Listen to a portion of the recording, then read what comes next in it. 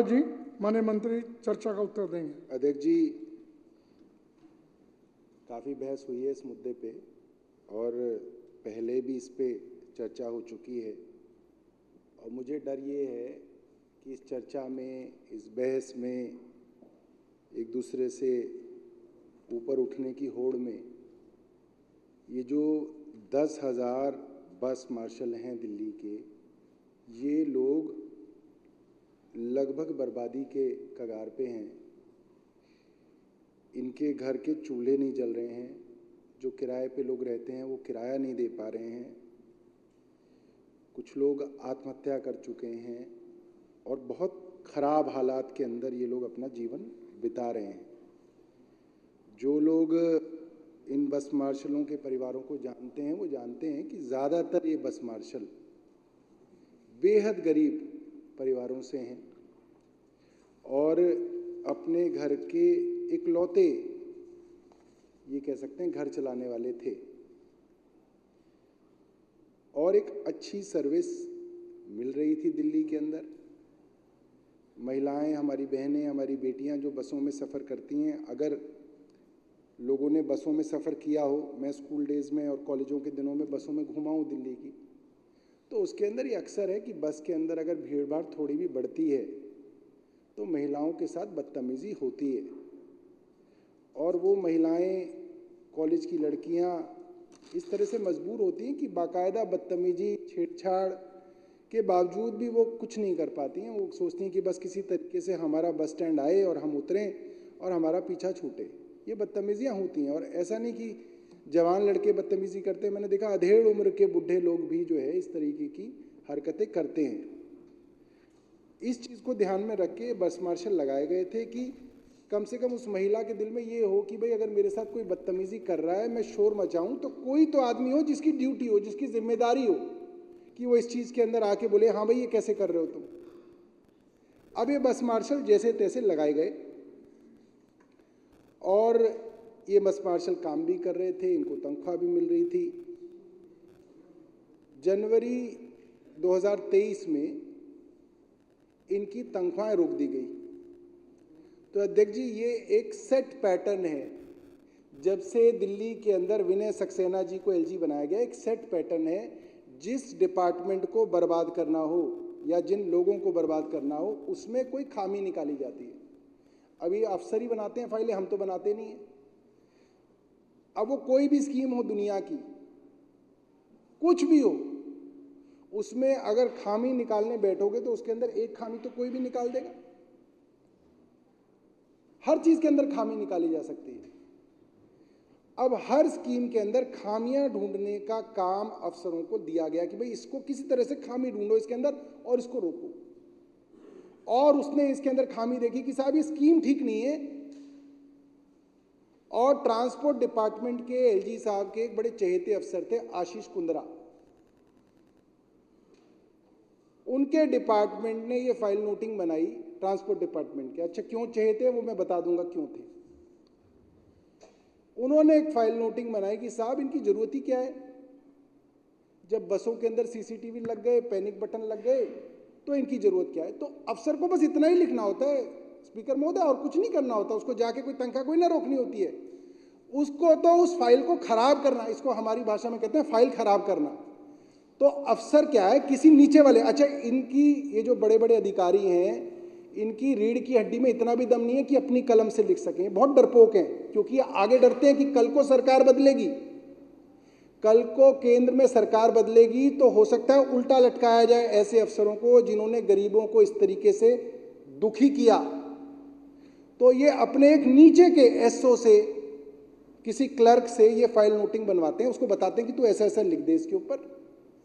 Clerk के level के, SO के लेवल से एक घटिया फाइल नोटिंग लिखवाई जाती है फाइल पे, और फिर नीचे से लेकर ऊपर तक deputy secretary, special secretary, secretary, principal secretary, सब उसके ऊपर अप्रूव अप्रूव अप्रूव अप्रूव करते चले जाते हैं। मतलब जो घटिया विचार उस एसओ ने इस फाइल पे डाला, मैं उस घटिया विचार से सहमत हूं। तो ऐसे ही घटिया विचार से सहमत होते होते ये फाइल मंत्री तक पहुंची। मंत्री असहमत थे। ट्रांसपोर्ट डिपार्टमेंट के मंत्री कैलाश गहलोत जी और रेवेन्यू डिपार्टमेंट की मंत्री उस वक्त की आतिशी, दोनों, आतिशी जी, कैलाश जी, दोनों असहमत थे। मंत्री के तौर पे दोनों ने फाइलों पे लिखा कि ये क्या बकवास है कि अगर आपको सीसीटीवी लग गए हैं बस में या पैनिक बटन लग गया तो आप बस मार्शल हटा दोगे। खैर, मंत्रियों के एतराज से कोई फर्क नहीं पड़ा, अफसर ने लिख दिया। आईएएस अफसर जो थे ट्रांसपोर्ट कमिश्नर, उनकी बात हो गई, तो लिहाजा इनकी तनख्वाह रोक दी गई। रेवेन्यू के जो अफसर थे, डिविजनल कमिश्नर, वो अश्विनी कुमार थे, वो भी एलजी साहब के खास चहेते आदमी हैं। ट्रांसपोर्ट कमिश्नर जो थे, प्रिंसिपल सेक्रेटरी, वो आशीष कुंद्रा थे। खास इसलिए थे क्योंकि ये करने के बाद उनको एलजी साहब ने अपना प्रिंसिपल सेक्रेटरी बना लिया। आज वो उनके एलजी साहब के प्रिंसिपल सेक्रेटरी। इससे आपको पता चलता है कि उनके चहेते भी थे और उनके खास भी थे, और उनके इशारे पे इतने बड़े बड़े काम कर रहे हैं, तो और क्या मिलेगा। इन बेचारों की तनख्वाहें रोक दी गई। तो ये सोचा कि तनख्वाह नहीं मिलेगी तो अपने आप ही भाग जाएंगे। जनवरी बीता, फरवरी बीता, मार्च बीता, अप्रैल, जून, जुलाई, अगस्त, सितंबर के अंदर फिर से ये मामला गरमाया। फिर से फाइलों पे लिखा गया कि भाई इनकी तनख्वाह रिलीज करो। तो अफसरों का यही कीजिए, ये फाइल, ये जो है, ये स्कीम ठीक नहीं है, इसको नहीं है। तो उस विषय के अंदर अरविंद केजरीवाल जी ने लिखा है। ये पूरा जानबूझ के नहीं लेके आए हैं। मैं क्योंकि विभाग का मंत्री नहीं हूँ, इसलिए मेरे पास जानकारी नहीं थी। अरविंद केजरीवाल जी ने, मैं इनको चुनौती दे रहा हूँ इस चीज़ की, ये है 218/N, 217/N और 218/N, दोनों पेजों में अरविंद केजरीवाल ने कहा कि इनको बहाल किया जाए।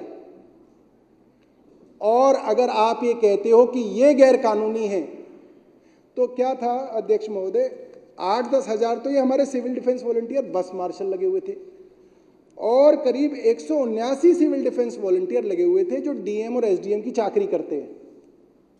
उनके घर में उनके कुत्ते घुमाते हैं, उनकी फाइलें इधर से इधर करते हैं, छोटे मोटे काम करते हैं। तो अरविंद केजरीवाल जी ने ये लिखा था उसके अंदर कि अगर ये 8,000 बस मार्शल गैर कानूनी है, तो ये 179 सिविल डिफेंस वॉलंटियर भी जो लगाए हुए हैं तुमने एसडीएम और डीएम के यहाँ, वो भी गैर कानूनी है। उन्होंने ये लिखा है इसमें। और उन्होंने आगे क्या लिखा है, I am shocked to learn that the payments have not been made to them for 7 months since 1st April. Most of them come from the very poor background. Their jobs are very tentative in nature. They can be called anytime for work and they can be asked to stop coming next day suddenly. Imagine the plight of a person who is doing such a tentative job. He must be in dire need of money. That's why he is coming for such a temporary job. And if we do not pay them in time, we have committed a crime against them. Some officers in the system are so insensitive and so selfish that it is only their own salaries, perks and promotions that matter to them. They are least bothered about the plight of such poor people. They keep playing football with the files. In fact, they derive sadistic pleasure in obstructing work and stopping files. I recommend exemplary punishment against the officers, including the most senior officers in the present case, which are directly and indirectly responsible for this delay. We should give such punishment to these officers, and henceforth, any other officer does not indulge in any dilatory tactics. The officers responsible for the delay in this case should be immediately suspended and disciplinary proceedings should be initiated against them.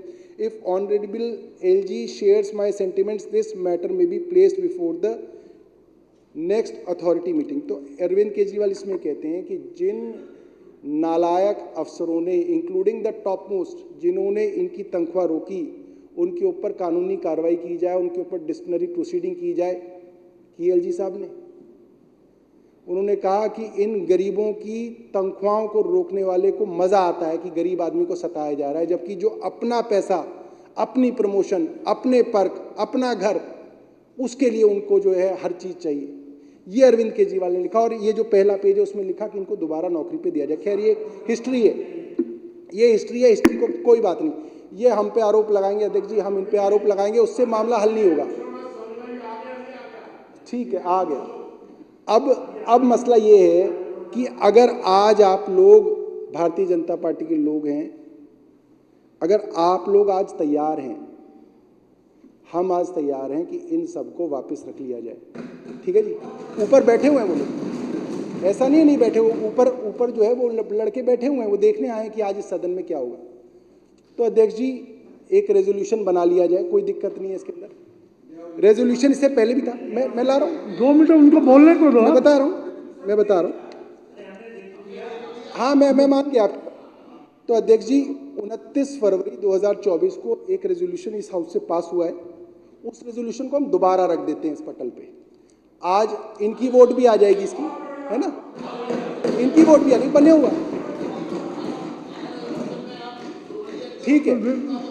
तो विजेंद्र जी 2 minute बैठिए अभी। तो अध्यक्ष जी इनके resolution में हम अपना जोड़ देंगे, इनको बड़ा रखेंगे। हमें बड़ा बनने का शौक नहीं, ये बड़े हैं, ये बड़े भाई हैं। मगर अध्यक्ष जी 24 माफ कीजिएगा 29 फरवरी 2024 को ये संकल्प जो है सदन में पास हुआ था, ऐसे ही आज भी सदन में ये संकल्प पास हो जाएगा। मगर समस्या ये है, हाँ समस्या ये ओम है। प्रकाश जी अब क्यों, प्लीज, एक गंभीर विषय पे बात हो रही है, इतना ये 10,000 कर्मचारियों का विषय है, हम मजाक बना रहे हैं यार, उनके घरों में रोटियां नहीं चल मिल रही। अध्यक्ष जी कोई बात नहीं, हम मजाक बना रहे हैं, चले। अरे भाई बीच बीच में टोका टाकी कर रहे हैं। अध्यक्ष जी मैं तैयार, मैं बहुत खुश हूँ इस बात से कि ये समर्थन में है, और ये बहुत अच्छी बात हुई है कि ये समर्थन में है। अब अध्यक्ष जी क्योंकि ये मामला, इसके अंदर 2 या 3 स्टेक होल्डर हैं, वैसे तो 2 ही हम 3 कह सकते हैं। एक दिल्ली की चुनी हुई सरकार जो कि हम हैं, हमारे मंत्री हैं, एक एलजी साहब जिनके पास सर्विसेज है, और तीसरे इस विधानसभा के सारे विधायक जो तीसरे स्टेक होल्डर हैं, चाहे वो आम आदमी पार्टी के हो चाहे वो भारतीय जनता पार्टी के हो। 3 स्टेक होल्डर हैं जिनका इस मामले से सीधा लेना देना है। मैं इस रेजोल्यूशन में चाहता हूं अगले हफ्ते की, क्योंकि इस हफ्ते तो एलजी साहब बाहर विदेश में गए हुए हैं, उन्होंने बताया नहीं है मीडिया को, मगर हैं विदेश में। अगले हफ्ते की कोई एक तारीख विजेंद्र गुप्ता जी बता दें, एलजी साहब के पास हमारे सारे मंत्री इंक्लूडिंग चीफ मिनिस्टर चलेंगे, सारे के सारे विधायक चलेंगे, और एलजी साहब से बैठ के कहेंगे भाई जिस कागज पे तुम्हें हमारे मंत्री से साइन कराने हैं। अध्यक्ष जी सुनिए ना, अध्यक्ष जी ठीक है विजेंद्र जी अब ये उचित नहीं है। ठीक है ना, अभी अरे तो नए मुख्यमंत्री जो कहोगे लिख देंगे। अध्यक्ष जी एक देखिए क्या कह सकते हैं, यही कह सकते हैं ना कि भाई फला कागज गलत लिख दिया, फला कागज के अंदर पता नहीं था इनके, फला कागज के अंदर गलती हो गई, चलो ठीक है जी। अब जिस कागज पे तुम्हें जो लिखवाना है, जिस कागज पे आपको जो लिखवाना है वो लिख देंगे, एलजी साहब के सामने लिख देंगे, और वहीं तय हो जाएगा कि कौन इनके साथ है कौन इनके खिलाफ है। अब ये बताएं कि किस दिन चलना है, अब आप ये बताओ कि चलना किस दिन है। ना ना ना ना, ना। विजेंद्र जी अब आप कहाँ जा रहे हैं?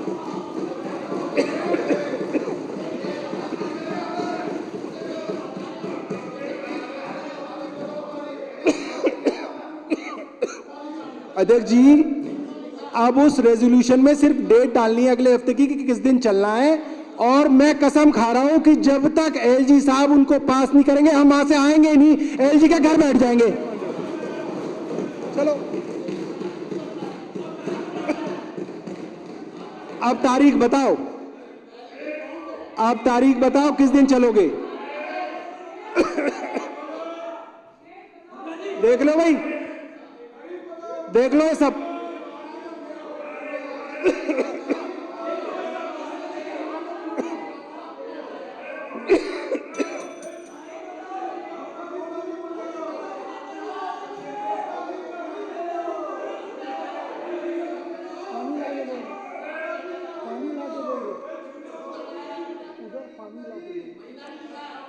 भैया सारा कागज भी ड्रॉ कर लेंगे वहां पे, और बताओ।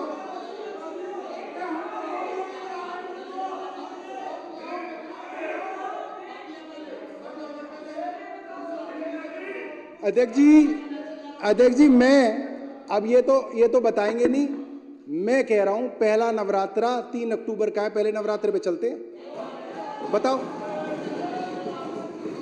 अरे सब वापिस ले लेंगे ना, चलो विजेंद्र जी अभी आपने कहा प्रस्ताव रखिए। वहां जो कहोगे वो साइन पे करेंगे। तो अध्यक्ष जी, रेजोल्यूशन में आप 3 अक्टूबर 11 बजे, आप रेजोल्यूशन रखिए पहले, 3 अक्टूबर 11 बजे हम उसके अंदर ऐड कर रहे हैं। आप रेजोल्यूशन रखिए। अरे भाई साहब, उससे पहले मेरा वाला भी है। अध्यक्ष महोदय, 24 फरवरी को क्या हुआ, क्या कहते हैं अगर आप ये कहते हैं रोपी साहब, अध्यक्ष महोदय, चलो चलिए, तो यहाँ के जो वो है स्टाफ, वो इस रेजोल्यूशन को लिख ले। विजेंद्र गुप्ता जी का प्रस्ताव ये था कि जितने भी बस मार्शलों को डीटीसी बसों से हटाया गया है उनको वापस लिया जाए। उसके अंदर अगली लाइन आएगी, और आम आदमी पार्टी विधायक दल ने इसमें जोड़ा है कि आम आदमी पार्टी और भारतीय जनता पार्टी के, नहीं, उन्होंने बोला अपने मुख से परमानेंट किया जाए। ठीक है, परमानेंट किया जाए, ठीक है, परमानेंट किया जाए, लो परमानेंट किया जाए। और 3 अक्टूबर को सुबह 11 बजे दिल्ली सरकार के सभी मंत्री, आम आदमी पार्टी और भारतीय जनता पार्टी के सभी विधायक एलजी साहब के यहां जाएंगे, और एलजी साहब जिस कागज पे हस्ताक्षर करने के लिए दिल्ली की चुनी हुई सरकार को कहेंगे, इन मार्शलों की नियुक्ति से संबंधित दिल्ली की सरकार वचनबद्ध है कि उन कागजों को साइन करके ही वहां से आएगी। करो,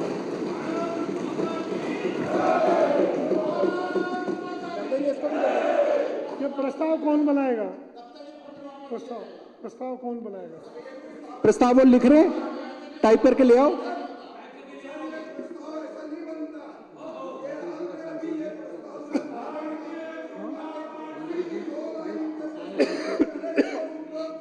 बन जाएगा वो तो।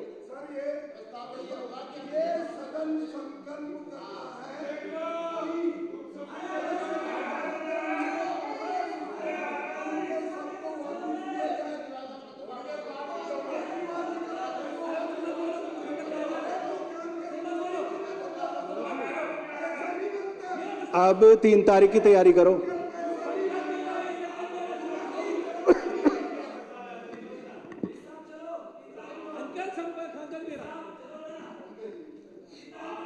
ठीक है सर, ये दे दो, हम पास कर देंगे।